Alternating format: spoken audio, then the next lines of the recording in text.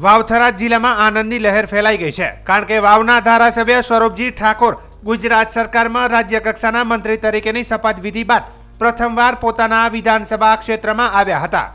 તેમના આગમન પર વાવ ઢીમા અને એટા ગામે ભવ્ય સ્વાગત સમારોહ યોજાયા હતા, જ્યાં મોટી સંખ્યામાં કાર્યકરો અને સમર્થકો ઉમટી પડ્યા હતા.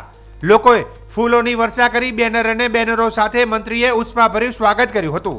સમગ્ર વિસ્તાર ઉત્સવમય માહોલમાં છવાઈ ગયો હતો. આ પ્રસંગે પૂર્વ જિલ્લા પ્રમુખ ગુમાનસિંહજી ચૌહાણ, ભગવાનભાઈ વ્યાસ, ધનજીભાઈ રબારી, ભરતસિંહ સોઢા, અમૃતભાઈ દેસાઈ, ભાણજીભાઈ પટેલ, ભૂરાભાઈ આસલ, રામસિંહભાઈ રાજપૂત, કેશવકૃપા, ભગાભાઈ બ્રાહ્મણ, કરશનભાઈ રાઠોડ સહિત અનેક અગ્રણી નેતાઓ અને કાર્યકરો ઉપસ્થિત રહ્યા હતા. કાર્યકરોએ સ્વરૂપજી ઠાકોરને મંત્રી પદ મેળવવા બદલ હાર્દિક અભિનંદન અને શુભેચ્છાઓ પાઠવી હતી.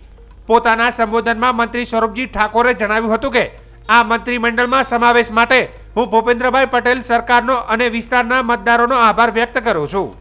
વાવ-થરાદ વિસ્તારના સર્વાંગી વિકાસ માટે હું સતત પ્રયત્નશીલ રહીશ અને હંમેશા જનતાની વચ્ચે રહીને સેવા આપતો રહીશ. વાવ વિસ્તારમાં સ્વરૂપજી ઠાકોરના સ્વાગત કાર્યક્રમો દરમિયાન ઉત્સાહ અને ગૌરવની લાગણી છવાઈ ગઈ હતી અને કાર્યક્રમોમાં આગામી દિવસોમાં વિસ્તારના વિકાસ માટે નવી આશાઓ જાગી છે.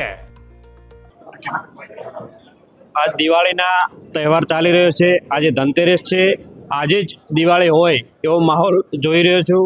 ત્યારે મારા મત વિસ્તારની અંદર લોકોએ જ્યારે પ્રેમ એટલો બધો અપાર આપ્યો હોય અને પ્રેમની સાથે સાથે મને જે મંત્રીમંડળની અંદર જે ભૂપેન્દ્રભાઈનું સરકાર છે, સરકારની અંદર સ્થાન આપ્યું હોય ત્યારે મારા મત વિસ્તારના લોકો ખૂબ આનંદ અનુભવી રહ્યા છે અને આજે જ દિવાળી હોય એવો માહોલ છે અને ખૂબ ખુશી જોઈ રહ્યો છું. લોકોને ખૂબ આનંદ છે અને એ આનંદને કાયમી હર હંમેશા અમે સદાય સાથે લઈ અને આ વિસ્તારના વિકાસ માટે હર હંમેશા સાથે રહીશું.